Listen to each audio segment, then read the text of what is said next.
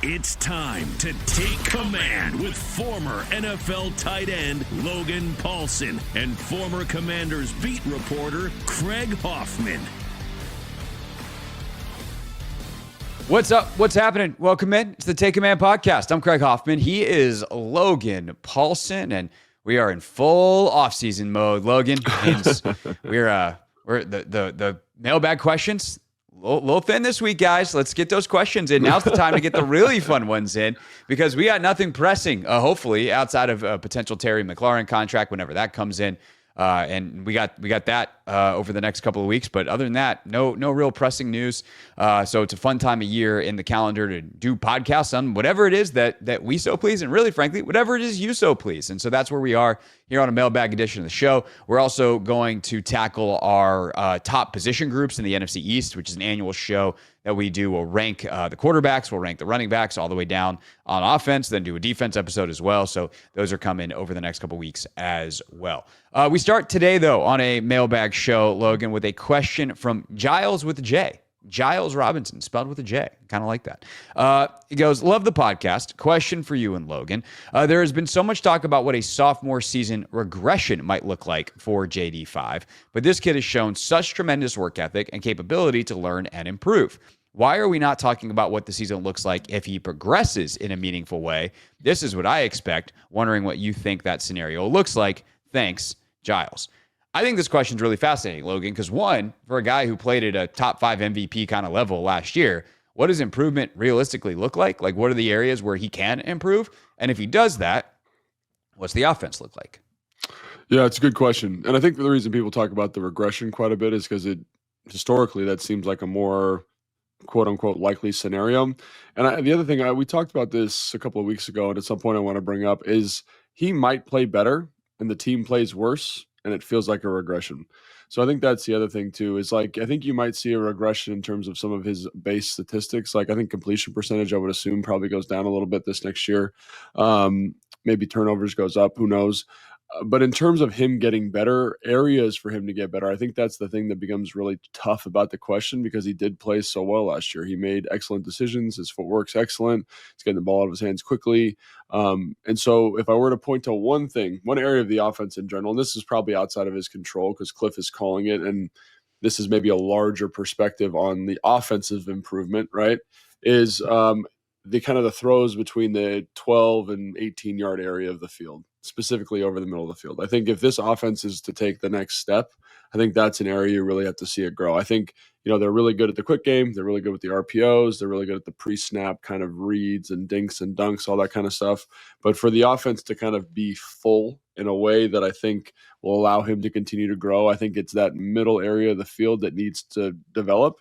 And that's an area where it's like you got to develop a lot of confidence with your receivers. You got to see those throws really well. So I think that if I was going to pinpoint one thing where I think like if he improves, that's an area he can improve in. And that's an area where the offense in general can improve. And that's the one I would click to. And if you can do that, I think it makes you just so much more devastating. And I don't know exactly how they get to it. Is it off play action pass? Is it off the 3-step or 5-step work from the gun? Like, I don't know exactly how you get there and what he feels most comfortable with, but that's kind of what I'd zone in on in terms of answering this question. So let me just ask you a kind of a wider football question, because there are a lot of folks, I think, in football media that are smart people who kind of obsess over that area of the field. Yeah. And it's like, hey, if you're not hitting deep digs at 15 yards, then you're not a real NFL quarterback. And it's like, well, like you can. There's different ways to skin a cat here. Like let's relax a little bit on the idea that you have to do it that way. Otherwise, you're somehow lesser than. And like, these touchdowns down the outside or count for 5 points instead of 6 or something, like the way some of these guys talk about it. So why is that area of the field so important that so many smart people think it's kind of the key or the highest level of quarterbacking? Yeah, I think it's really important because I think when you look at throws outside the numbers, there's less variables there, right? It's like if you think about in cover 3 and you're throwing a go, you're dealing with a corner, right? So I am seeing a corner and I'm making a throw there, right? If I'm throwing a comeback, I'm seeing with a corner and maybe a hook player or a flat player, and I got to kind of navigate and throw that. If I really want to open up the field and stress the defense, not only in terms of we're talking levels here, But think about it, the ball moving towards the hashes, towards the middle of the field. If I really want to stress every ounce of the defense across that, 56 yards that they, in terms of width of the field, I have to be able to work the middle of the field, right? And I think the other thing about those throws outside the hash is they tend to be a little bit lower percentage, right? Goes, like everyone loves throwing a fade, but they are a low percentage throw. Those deep comebacks are very tough to throw. Like you need a big arm, need a really dynamic kind of laser beam getting out there. So in terms of like increasing offensive efficiency, if I got a quarterback that can work the middle of the field, work that kind of 12 to 18 yard area of the field, like that's becomes such a more difficult offense to manage. I think you look at, and again, this is maybe the data set is maybe biased here, but if you look at Tom Brady, look at Peyton Manning, look at Drew Brees, look at Lamar Jackson last year, look at Josh Allen up in Buffalo. Like as their games have improved, that's the area of the field that has kind of come to light and really been a surface point or a flash point for the offenses. And again, there's a million ways to get there, right? There's a million ways to kind of attack that. Everyone does it a little bit differently. I think another great example is Jared Goff in Detroit. Like one of the things they did is they found creative ways to make it simple for him to attack those levels of the field. And he's a good quarterback. He did a great job of that. But that's one reason why I think Jalen Hurts is kind of in a different tier quarterback, right? Because he's never really developed that element of his game. So the offense always feels a little bit up and down. There's a little bit of variance there because he's always relying on these kind of big throws down the sideline to A.J. Brown or the big post or the explosive play, these kind of shot plays down the field. And again, I think national media-wise, when you watch the Philadelphia Eagles play, you do feel an element of streakiness to the pass game. And that was covered up last year because they ran the football so well. So for the offense to be better, it doesn't have to be that, but it's when you're just looking at a straight quote unquote deficiency or area where they can get better. That's one where you kind of say, okay, hey, this one seems the most straightforward. And if you want to see him kind of go from like a top 10 quarterback to a top 5 quarterback or a top 12 quarterback to a top 5 quarterback, like this is the area that I think needs to happen because it adds so much more diversity in terms of concepts, so much more stress in terms of what the defense has to defend. And so that's why I think people hone in on this is saying like, it just makes your offense down to down more efficient, more difficult to deal with. So in other words, like there's the second order effects of the defensive stress, but on a first order direct basis, it is a more efficient way to get a lot of yards. In other words, you get a higher percentage of completion percentage than your go balls, your perimeter, deep comebacks for the same amount of yardage. And that is obviously a good way to move the ball down the field. And that's also, I think, how you ultimately close the gap between, say, what Lamar is doing statistically or Josh Allen or Pat Mahomes and what Jayden did last year, because he was great. By no means am I saying he was anything but he had 3,500 yards, 3,568 as the yardage total. And it's like, okay, well, if he's got that and the best guys in the league are doing 4,000, 4,500 yards, then obviously there's room to upward grow. Where is that yardage? And so I think the other area that to me gets to one of the answers of the question, and would obviously, we're subbing some yards for others here, but he still scrambles a little quickly, I think, or a little quicker than he will when he really gets to the peak of his powers, which is scary to think. Like, again, to be very clear, if Jayden Daniels never gets better and just plays at the level he did last year, the Commanders are going to be fine. They're going to win a lot of football games, and you could win a Super Bowl with the level of quarterbacking he played last year. That's crazy. Rookies aren't supposed to be able to do that. Right. But to the point, and to the question, like, what happens if he gets better? How does he get better? Pocket movement, for as great as he is at getting out of the pocket, little subtle moves within the pocket to find a little bit more space and be able to hit some of those balls that you're talking about. They need an extra second to develop, or extra half second, extra quarter second to develop, or the ability to just hit a check down and get a guy in space. Like some of those little subtle things that can make life a little easier for him as a passer versus having to earn it as a runner. And maybe he scrambles for 7, but could he have slid up in the pocket and found Terry on a deep late, breaker, or Deebo breaking free in a scramble situation for 20? And so, 7 yards is a scramble, especially if it's 2nd and 6, or God forbid 3rd and 6. Excellent. 20 yards, better. And so that I think is the area that comes to mind for me, is from a purely inside the Jayden Daniels controllable bubble. the in-pocket movement, the intra-pocket movement, I think is the skill set that he is going to continue to develop and will take him to a next level. And by the way, same was true for Lamar, same was true for Josh, same was true for Mahomes. This is what happens from guys that are really good athletes that can do a lot of stuff on the move to becoming the top flight quarterbacks they are in the league. Yeah, 100%. And so I do think that's an element of that, 12 to 18 yard passing game, right? Is understanding not only like how to shift and buy time in the pocket, but how to anticipate some of those throws, how to create space, how to throw to space, maybe is a better way to characterize that. And that's a really hard skill to teach. It's a really hard skill to learn.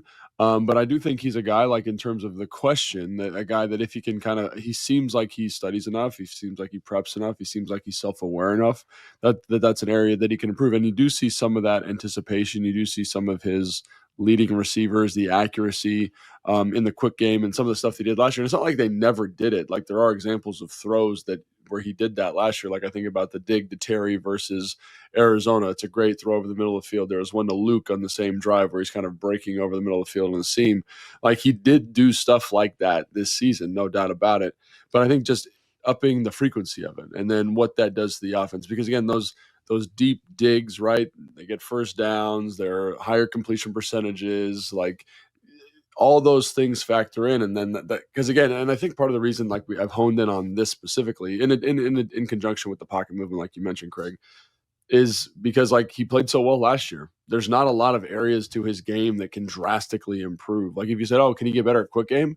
I'm like, maybe, but it's going to be really hard to find that inch there because he's already at like 90%.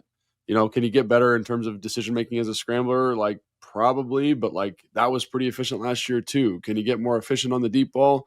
Yeah, but like, are we being realistic with those expectations? So what's the area? I don't know how much better he can actually get as a deep ball thrower. Yeah, 100%. And so that's where it kind of comes back to this thing where it's like, what's the area of the offense in general that is going to be the most important area to improve? And it feels like it's that area. Now, Kliff did a great job calling the offense last year without that.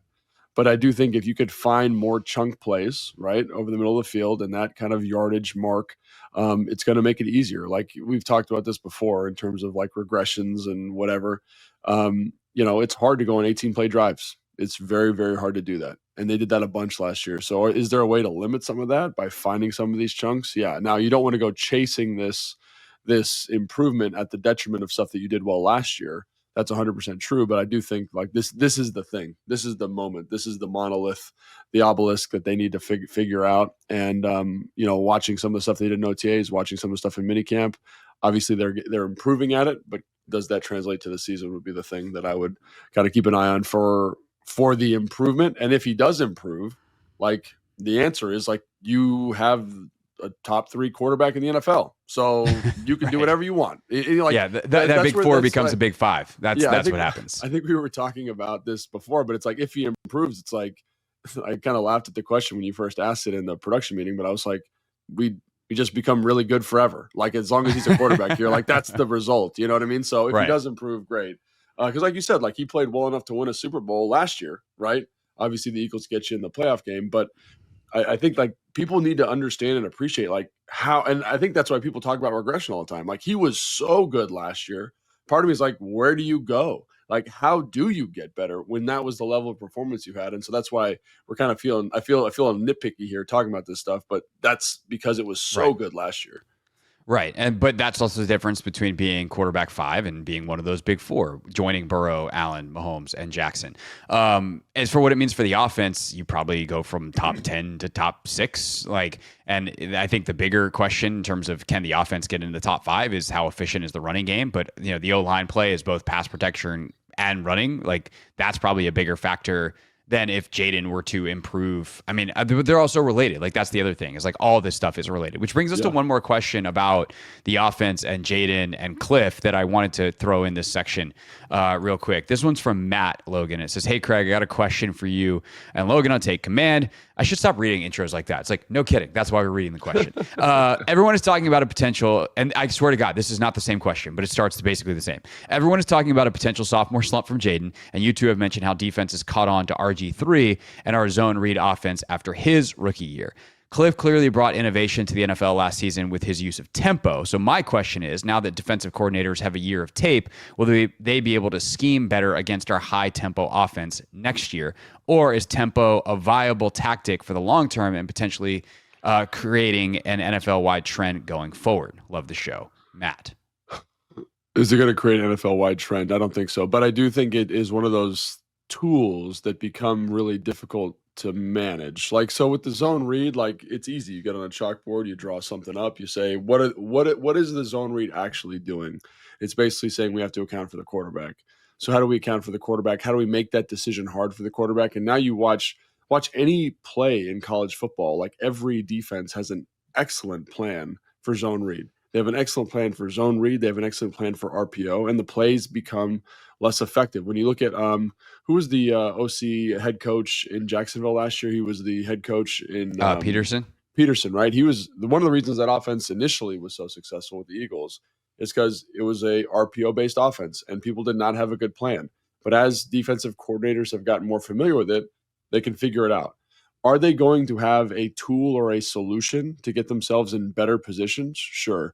But is tempo something you're always going to have to negotiate with as a defensive coordinator? Yeah, there's a reason that offenses get more efficient in 2 minutes, right? Because defenses get simpler, right? Offenses can keep a certain amount of complexity, and defenses have to get in some type of base call. And if your quarterback's good enough, they're going to figure it out. I don't know, and I'm not a smart enough guy. And there's probably some dude in a dark room for one of these teams that's like thinking of all sorts of different ways to do it. I don't know, maybe you call 2 things from the sideline. You have a version of your hurry up kind of signal offense if you're a different team, like, hey, we can get to these 4 coverages and these 4 pressures off of hand signals, and that's how we're going to deal with it. That would be problematic potentially, but that's also a ton of work for. It's kind of like when teams play college teams play triple option teams, right? You don't see it enough to have a solution for it, right? Everybody runs RPO. Everyone runs zone read. To my knowledge, we're the number 1 tempo team in the NFL last year. The Commanders were, right? So does it behoove anybody who's not in our division to have a comprehensive plan for us? Probably not, right? Because it just takes so much time and so many man hours and so much sweat equity to have a decent plan for this. So will Philly have a solution? Probably. Do they need one because they played us so well last year? I don't know. Does New York figure something out? Maybe. But I think it's one of those things that it's kind of a core tenet of offensive football is tempo, going slow, going fast. There's different benefits to both, but it's just hard to negotiate because it forces you outside of your comfort zone in a way that those other things we do, the other examples the question asked don't. Right. So I have a couple of thoughts based off of the question and based off what you just said. And Quinn actually talked about this on Chris Long's show when he did the interview a couple weeks ago at this point. And he's like, we do it more than anyone else, and I like having that curveball. Like, I like being different. And so being different than everyone else is part of the thing here. Like, part of the reason some of the zone read or pick your trend of the last 40 years of offensive football, some of the reasons that those become less effective is exactly what you just said. Everybody else does them. And so all of a sudden RPO, like, okay, everyone's doing it. We're used to it. But the other thing is it's hard to do. Like, the reason that some of the teams can still do that stuff at a high level, like the Eagles still run a ton of RPO. It still works because Jalen Hurts is really good at it. Like, he will make the right read, and the defense fundamentally is in a bind based off of that. But if you can shut that stuff down, the question becomes, is whatever the next counter is, are you good enough at that? Because every defensive decision opens up another hole. Like, ultimately, NFL defense is playing whack-a-mole. And you just have to hope that the quarterback isn't good enough to reach whatever, mole pops up out of the ground. And that's kind of going back to the first thing that we talked about here. The problem for other teams is Jayden Daniels is amazing at whack-a-mole. Yeah. Okay, fine. You shut down the read option. You shut down the RPO. Okay, well, now we're just going to go quick game. Okay, you shut that down. Okay, well, now he's going to hit you over the top with the deep ball. Like, there's nothing he doesn't do well. And that fundamentally is the problem. Now you speed that process up. We're at a speed that he can handle from a decision-making standpoint, and that simplifies your defense, and that's why it's so devastating. Because defenses, even if you have 4 coverages and 4 calls, okay, fine. He'll learn the 4. He'll understand. Kliff is also really smart. Yeah. And they'll get on the sideline in 5 minutes and figure out your stuff. And so that's the problem is, like, whatever club he needs to hit, he's got it in the bag. And at that point, it's just how long till he figures you out. And this is a really interesting kind of philosophical football question, and it's the one of verbiage, like how you communicate your offense. And I do think like people, I come from a very verbose background with Kyle and Sean, right? They used to love long play calls, telling everybody what to do, different formations, different adjustments, and and as an offensive coordinator, it gives you more control. But all of a sudden, when it's time to play fast or play with tempo, it's really challenging to modify that style of offense to fit a hurry up environment. And so one of the things I think about Kliff is he's built this I haven't talked to him, and I'd love to talk to him about this. Like, and it's something like I'm trying to like catch him in the hallway and be like, hey man, like, what are you thinking here? But like one of the things is like they've obviously constructed the offense where they can just get to I want to say it feels like they can get to about 90% of their offense through hurry up, which is such a unique paradigm because most teams have a package. This is our hurry up. This is our 2-minute. This is our Apache, right? Like kind of your hurry up, muddle huddle type deal. But this feels like you can get to so much diversity. So even though I said there's like a 3 package thing, but I can get to 3x1, I can get to 4x1, I can get to empty, I can get to heavy, all in the paradigm of the offense with whatever hand signal, verbiage, cue that they're using to get the formation and the play called at the line of scrimmage.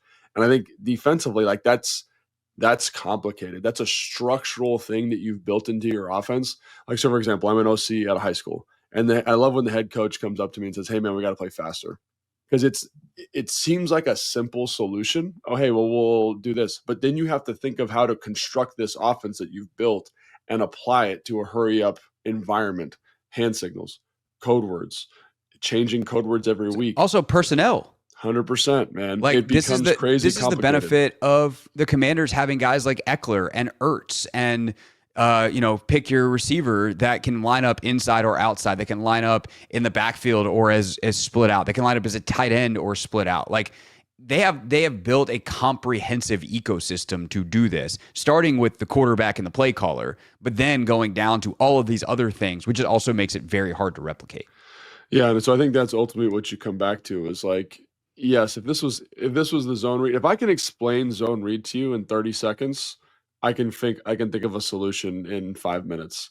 If I can run my whole offense and hurry up, how do I hurry up my defense? Like I can't do it. It's just too much diversity. It's too much flexibility.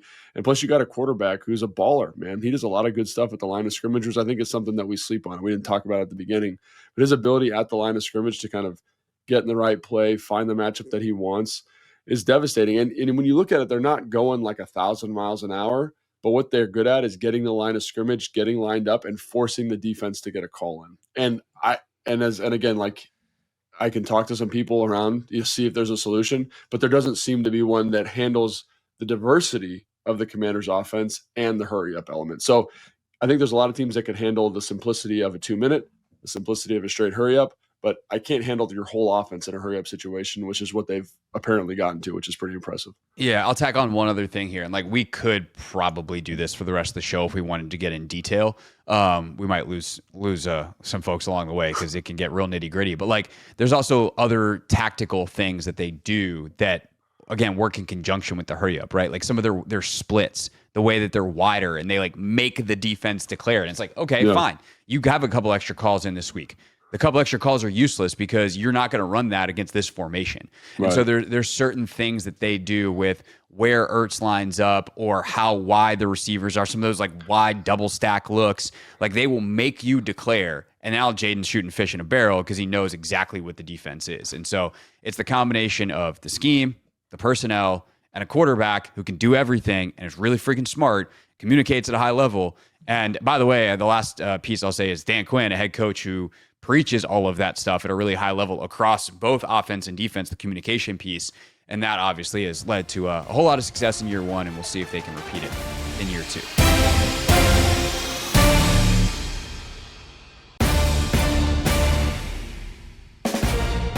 Take Command Podcast, Mailbag Edition. Get yours in, HoffmanShow.com. That's where this question from Mike comes from. Or you can hit us on Instagram, at Hoffman.sports and at Logan_Paulson82, as that's Logan. And I'm Craig, and this is our show about the Commanders. All right, this one from Mike, Logan, And he skipped all the formality. He just got right to the question. So I don't have to Ron Burgundy this one and read hey, I have a question about Take Command or for Take Command. Mike says, I've rewatched the championship game versus the Eagles, and via my amateur eye, I had some basic observations. The Eagles played a heavy amount of cover 2 and relied on their front 4 to stop the run and bring pressure. They were able to stop Brian Robinson with the light box, but Jayden gave the Eagles fits when he ran. Yet Jayden didn't run much in that game, and the Commanders' O-line was serviceable against the Eagles' front, including against Jalen Carter, albeit by double teaming him. The Rams, on the other hand, came super close to beating the Eagles with Kyren Williams exploiting the Eagles' light boxes. My question is, do you guys have a strategic take on how to take on the Eagles going forward, assuming they use a similar game plan? And if so, is part of that equation including more design runs from Jayden? Mike, I could give an unstrategic take. That's my specialty. What we got? I don't know. I was just making because he asked for a strategic shake. I was just making a joke, Logan. Doing a bit. I'm doing bits over here instead of answering the question. Here's what I would start with. The Eagles are going to play this way because that's the way Vic Fangio plays, right? Like the light boxes and still stopping the run is the Fangio magic, or the basis of the Fangio magic. And that is going back all the way since he kind of created this monster, going back to the Denver days, what he did with the Bears, et cetera, et cetera. It's the thing that gave Sean initially absolute fits when he was in LA a bunch of years ago. Belichick adopted it in that Super Bowl where the Patriots beat the Rams. And then Sean brought in Fangio disciple Brandon Staley as his own DC and to practice against it every day. And he spent a lot of time thinking about it. I would also say this, just specific to the championship game, that's a Commanders offensive line that didn't have Sam Cosmi all of a sudden, although the guys that had to step up played decently well. Trent Scott specifically, if I'm remembering correctly. But no Sam Cosmi, and Brian Robinson, I think, was a little banged up going into that one, as he was for most of the back half of the season. So there are some specific things that kind of get lost to history that are probably worth mentioning. But if we do look for a strategic take, Logan, and we talk about the schematics here, what pops to mind for you about how the Commanders can solve the Eagles' run defense in 2025 and moving forward? Yeah, so again, like just to nitpick the question, so I'm sorry, Mike, but cover 2 they did play a lot of split safety, but they're playing like quarters. So right. I was going to mention that too. Or like match quarters. It'll feel like man if everyone runs vertical past 5 yards. And the great thing about quarters is, again, you are playing light boxes, but those 2 safeties are also run players, right? So this style of quarters obviously is a Vic Fangio thing. You can get to a bunch of different coverage structures out of it: single high, 2 high. You get the man. It all looks the same pre-snap, and that's one of the reasons why it gives quarterbacks a fit. I think we had Matt Ryan on here probably 2 years ago now. One of the things he said was just that, you don't know what it is until you're in the snap, and then you can't really see it. And that's why it's so. And Matt, just to remember this even further, like he said, it didn't even matter what it was. Like he stopped trying to figure out what it was. It was so amoeba-like. He's like, if I just focus on this guy or this area of space, and if there's a guy there, I don't throw it. And if there is a guy, or if there's not a guy there, then I throw to my guy who I know is going to run a route into that area. Yeah, that's one of the reasons I think you see a lot of this 4 receiver overload, because it does kind of break some of the rules in terms of how they can hold their disguise and things like that. That's something for a different show, but just wanted to point that out as we were talking through it. So one of the things I think it's important to acknowledge here is the type of run game that the Rams utilize, which is a kind of downhill duo-based run scheme. So like duo, for those of you who haven't heard me talk about it before, is basically power with no puller, right? So you're going to get 2 double teams on the front side of a run. You're going to push that guy as vertically as possible. The back's going to read it out. If the Mike linebacker plays out, he's going to stay in the A gap. If he plays the A gap, he's going to bounce to the B gap, C gap, D gap, to the corner if we have to. And it's really a nice run. And so one of the things about duo is it is limiting. You need like a very physical, a very big offensive line, because you're moving people off the spot, unlike kind of that traditional outside zone run game where you're using their rules to help get them out of position. So you need smaller, faster, kind of squirrelier guys. So Sean obviously worked with Kyle, and Kyle's an outside zone guy, but they've kind of transitioned to more of a gap scheme duo-based philosophy, which a lot of people have talked about. Excuse me. And the main reason for that is because basically they realize like we need better pass protectors. And so everyone thinks of pass protectors as guys that are I don't know what they think of them as, but they tend to be bigger guys. So like if you're looking at offensive line, they're not 305, they tend to be 330. Big, old, heavy guys. Those guys tend to struggle a little bit in outside zone. So why don't we run a little bit more duo? So not only is their philosophy a little bit different than Kliff's, which we'll talk about here in a second, but they've kind of adapted these big, huge body types that can lead on people, that take the air out of a defense and can push you and create vertical creases in a way that a lot of teams can't. And so I think two things. One, stylistically, they're very different than what Kliff is in terms of run game. Coach Johnson also very different. But a lot of that is reflected in the personnel, and so people say, oh, why don't we just do what they do? Like that offensive line in LA is objectively good. It's one of the reasons they're one of the better offenses in football, because they can protect Matthew Stafford and run the football when they have to. But Sean has changed that approach to fit the personnel. So that's kind of my 2 cents on that, is like they're built to be that. And I would argue that the Commanders last year weren't really built in that same way. So here, let me get into this for a second. So Kliff, right? We run a lot of like down and pin, like pin and pull, or like GT where you're blocking back and you're pulling the backside guard and tackle. Those are great runs. They're awesome runs. They mess with fits. It's hard to fit exactly what they are, because bounce kind of looks like trap and trap kind of looks like bounce. So if I'm the linebacker, where do I fit? Get a lot of misfits. I can zone read that and spill the ball out. The problem is, unlike duo where you're getting all these double teams, or even like tight zone where you get a lot of double teams like LA does, the way Washington does it is those are a lot of single blocks. And so in a lot of single blocks, like I don't want to be single blocking Carter. Like I just don't want to do it. But that's kind of the core of what the run game is. And I think that's why you see a difference in LA being able to take advantage of it and Washington not being able to. Which brings us to 2025 and a bigger Washington offensive line, which I think could be interesting, because Sean really, you said this, but I'm going to stress it. Like they made a conscious choice to upgrade and upsize their offensive line. They used to have little fast guys, and they went out and spent draft capital and big dollars on big freaking dudes. And they were like, we're going to have 330-pound guards and 300-plus pound tackles and a big old center. And like they changed everything. And now you look at Washington, and they bring in Laramie Tunsil, who is fast enough and mobile enough to do all the stuff that Washington has been doing, but is a big freaking man.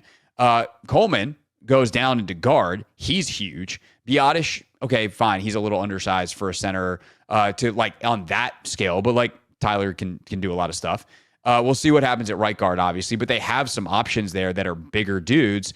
And then, eventually Connerly, we think, is going to be like a 330-pound guy. He's probably, as we've talked about, a skinny 315 right now, but he long-term is going to be bigger than Wiley was. So the Commanders have actually upgraded their personnel in that way and upgraded the size on their line, mainly at left guard with Coleman, while also gaining athleticism. So I do wonder what's on the table for them this year. And Kliff is a guy who's always been complimented by ball knowers for the variety and the way that he schemes up a run game. So I do kind of wonder if some of this stuff might be on the table for Washington in 2025. Yeah, it'll be interesting. I don't know if it'll be quite as downhill, and we'll see, because one of the other things, too, is like Sean does a lot of the stuff from these condensed formations where it's a little bit easier to, run tight zone, run duo. We're going to run some counter. When you're in the gun, in the pistol, in a spread formation, and you've got 5 guys, and let's just say for the argument's sake, it's, 4 wide receivers. It's hard to have a lot of diversity because you only have 5 pieces that can block, and they're all on the ball. So what I mean by that is like, if I bring in a wing, like let's say I bring in a tight end, now I can bring in a guy to sift, I can bring in a guy to insert, I can bring in a guy to wham, I can bring in a guy to trap. Like it adds a little bit of diversity. But if in this base offense, like I can run GT, I can pull guards, and that's about it, right? So we talked about this. I talked about this on the Command Center show. Like Kliff does some stuff from some condensed formations. I think getting into some more condensed formations with guys like Bates and Sinnott, kind of these rough and tumble blue collar type guys, in with the conjunction of the offensive line, will allow them to be more diverse. Because like one of the things about bounce, one of the things about trap, one of the things about some of the outside zone perimeter pin pull stuff that they ran, a little bit of it is like smoke and mirrors. You're kind of giving false reads and giving false indicators to kind of trick guys into misfitting runs.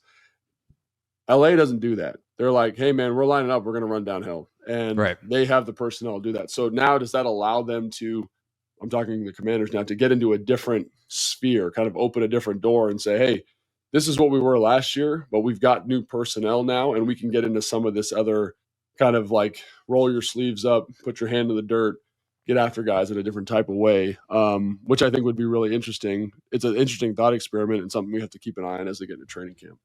Yeah, for sure. You know, we got another question that is relevant here. Let me see if I can find it so I can give this person credit real quick. I'm so sorry to this person, but we got a question from someone. It was on Instagram. So again, I apologize to the person that you're not going to get your shout out. I could try to look it up real quick while we answer it. But they asked, like, what can Deebo do in the run game too? Sure. And I think he's like, the wide receivers play an interesting role, especially if you're comparing to LA, because in LA, those dudes block like MFers. Like Puka is the best blocking receiver probably in the entire league. He just absolutely destroys people. And what they do with him is on some of those insert blocks, like, the Commanders will do some of that stuff with Noah Brown specifically last year, had a couple of really nice ones, but it's not, you're not going to major in it in the way that Sean does. And then they open up a lot of play action stuff off of that because Puka's coming in and it looks like he's going to blow you up as a blocker. And then he just runs right by you. And all of a sudden he's in space. You get him the ball and he gets a cheap, easy catch and then runs people over because he's Puka Nacua. Like, are you doing that same thing with Noah Brown? Can you get Terry to do some of that stuff? You know, so there's the wide receiver blocking part, but you also do have this wild card in Deebo who, again, you can line up in different places and you can just hand the ball to him as a running back. But also if you want to get some more side to side going in your run game, you want to do some different stuff. You have the jet sweeps, the reverses, and you can do all that stuff at a higher level this year because you have Deebo. So what does that add to the running game and potentially, especially against the Philadelphia Eagles? Yeah, it's a great question. So one of the things I think Deebo brings and he brought when he was with San Francisco is he just creates a mismatch conundrum. Like when he's on the field and he has the ability to run the ball as a running back, let's say I'm in, what is that? I can't even think of the number right now. It'd be 10 personnel. So 4 wide receivers and a tight end.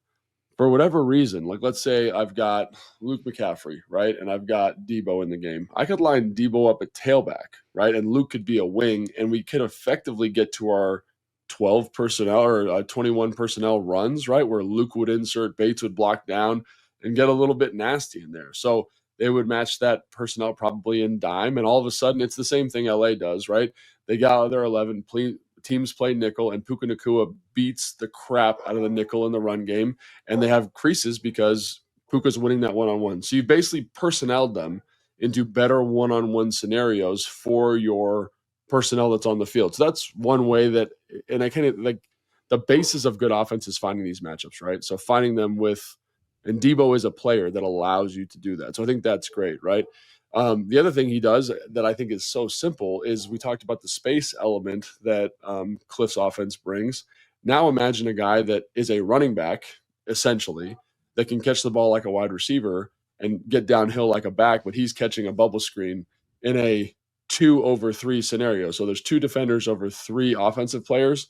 Like he's going to break a tackle and score a touchdown in that situation. So it forces numbers out of the box. So no longer could Philly kind of say, hey, we're going to rely on Cooper DeJean to make that tackle one-on-one because I'd love to see him try. And I know Cooper DeJean's a great tackler, but like that's a matchup that I think now favors Washington just by having him on the field and kind of changing the number dynamic. So all of a sudden, do you feel comfortable going 3-over-3 with a guy who can break a tackle, or do you have to go 4-over-3?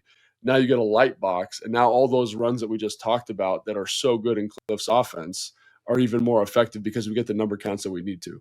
So that's where I kind of say, like, Deebo, yes, as a running back can do some stuff, but also because of what he does with the ball in his hands, changes the dynamic on the perimeter, which I think would force a lot of defenses to say, man, I don't feel comfortable if he catches this ball here in space because he's going to do a lot of damage. So that answers that. Bahari is who sent that in. Bahari, hope that answers your question.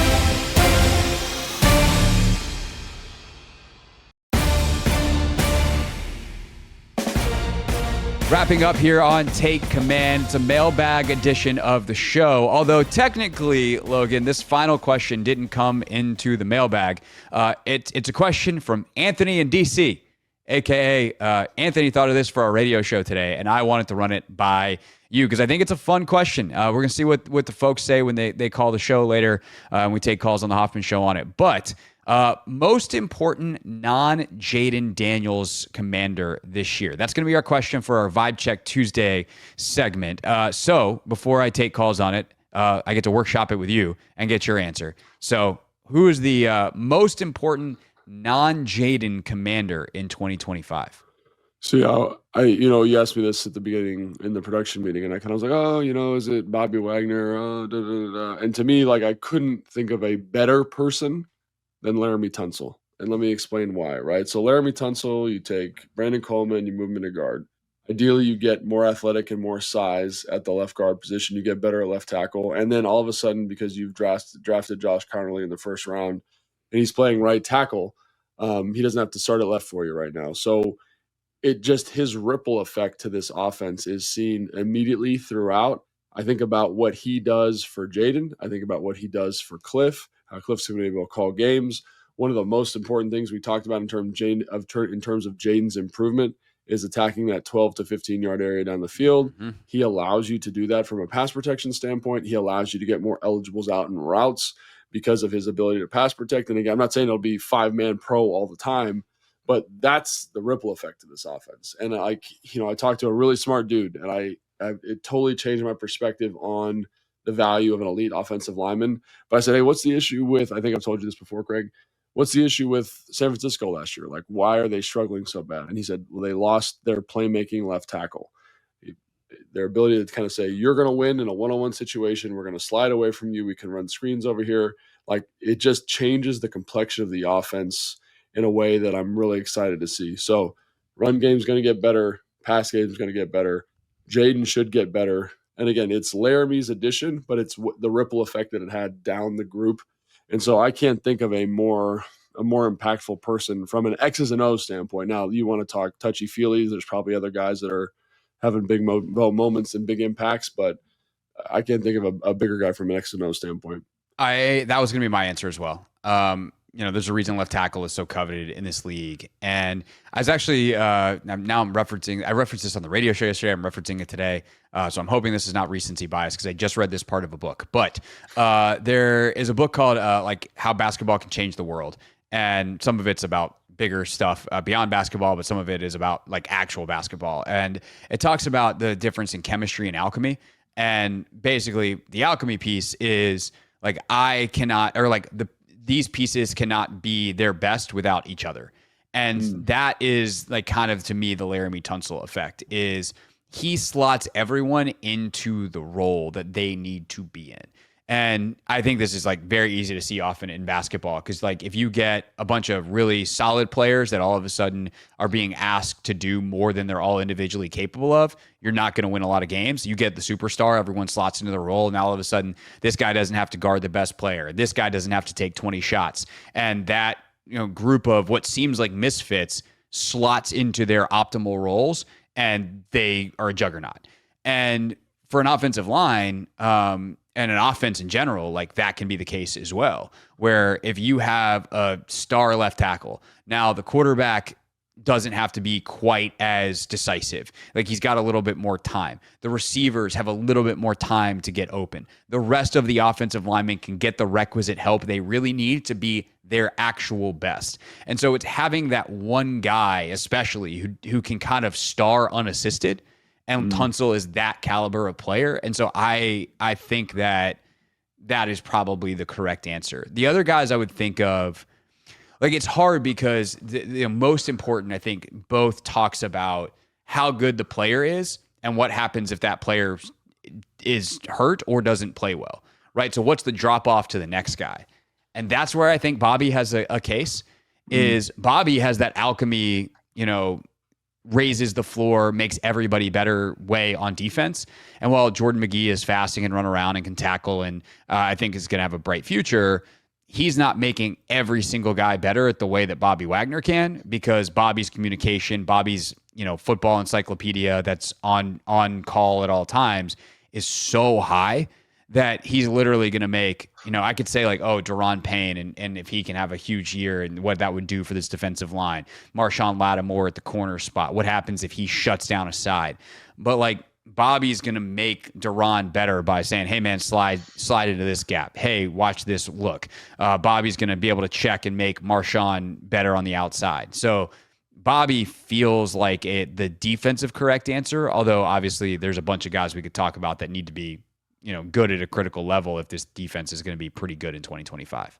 Yeah, and I think that alchemy, that connectivity, whatever word you want to use there, that he brings, the leadership really, I think is maybe the correct word there, that he brings to that group it's hard to calculate, because there's times where you're like, man, Bobby isn't playing as well as he was 5 years ago, wasn't playing as well as he was 3 years ago, but but he still is doing a lot. Like, think about the Bears game and like how they were trying to get our defense out of position with shifts and motions, and his ability to shift the defensive line, change the coverage, bump Frankie over. Like, that stuff is extremely valuable. And like, coaching high school football, and you see a person on the defensive side of the football who knows it that well, and you can hear it and you could feel it in a different way. Like, there were times, this is 3 or 4 years ago when I was coaching Independence, and we had a guy that was like a Rhodes Scholar when it came to football, and he could get everybody lined up so we could put more complicated stuff in. We could put more on his plate. And I think Bobby brings that to this group. And I think that's something that it's I wish there was a way to quantify it, but having now coached, you see the value of having that guy on the field, having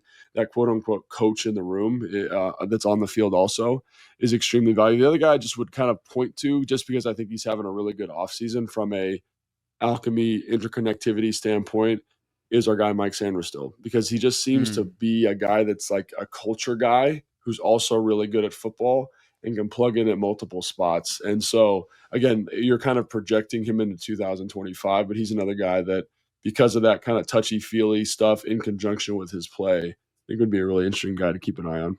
Last guy that I'll mention, and this is more straight football, but it is the story of the offseason, is Terry. Yeah. And he was a guy that I thought about for sure. Mm-hmm. It's interesting to listen to some of the discussions about him, even our own discussions, where I sometimes go back and I'm like, wait, did we undersell or whatever to Terry? Because think about when this offense cooked last year and when it didn't. Like, it was almost directly correlated to how involved he was. When he was getting targeted and when he was involved, they were awesome. And when you have those games where you're like, where is Terry? You're asking it because they're not producing. And sometimes, like, the correlation causation thing is an interesting conversation. And sometimes it's because Terry wasn't playing up to what he needed to do, wasn't getting open, etc. Other times it's because the offense was not looking his way and it should have been. Like, there's examples of all that as the season goes. But if he can have another big season, find the end zone, 8 to 10 times, doesn't need to find it 13 again, but 8 to 10 times, he's a 1,000-yard receiver. He's consistently taking the top off the defense. Like, he is a bona fide number one receiver. And if he plays like it, that is going to matter an enormous amount, because now all of a sudden some of this other stuff that we talk about that this offense wants to get to becomes secondary to make sure 17 doesn't kill us on the defensive game plan. And so Terry maintaining the high level that he's played at basically his entire career, but certainly what we saw out of him last year, I think is pretty essential for this team to remotely be close to what it was a year ago. And so, for all the talk about him and the contract and the importance, like, I can't think of a more clear reason why he's got to be here ready to go and playing, and should frankly be compensated handsomely because he is that, to me, important to this team and this offense. Yeah, I think that's 100% right. I think the other one that I would just kind of circle, just because of his impact in the red zone and on third down last year, is Zach. Obviously Terry's impact is more vertical down the field, take the top off, explosive play guy, which is insanely valuable. But in terms of how they played football last year, like, I forget the exact statistic, but he had 66 catches last year in the regular season. Like, 42 of them or 43 of them were for first downs. Like, that's a tremendous amount of offensive efficiency, and that's not even counting touchdowns and stuff in the red zone. So he's one that I'm curious to see how he does this year, because and it's not because they saw a noticeable decrease in how he was playing. It's just getting older. So, like, can you keep playing at that kind of Hall of Fame level? And again, they're both going to be super important to this team. But I do think Laramie, in my opinion, trumps it all, because I think his ability to make everybody better is why you give up all you did in terms of trade to get him here. For sure. And Zach's such a good call. And what we saw in the spring was pretty darn good. Yeah, It seemed like the first play or key plays in every single team drill. It's like, oh, Jayden found Zach again, and he's somehow wide open. So hopefully that can continue on into the regular season. All right, you want to get your questions in, hoffmanshow.com. Use the contact link and send us a note there, or hit us on Instagram at hoffman.sports or at Logan_Paulson82, and we'll do another mailbag next week. And we'll talk about this idea of most important player on the Hoffman Show today. So if you're listening to this before 4 o'clock on Tuesday, then tune in. And if you're listening to it after, check out the podcast. Wherever you're listening right now, this show's over in 30 seconds. Just search The Hoffman Show, and voila, there will be a continuation of this very conversation. For Logan, I'm Craig. We'll see you next time here on Take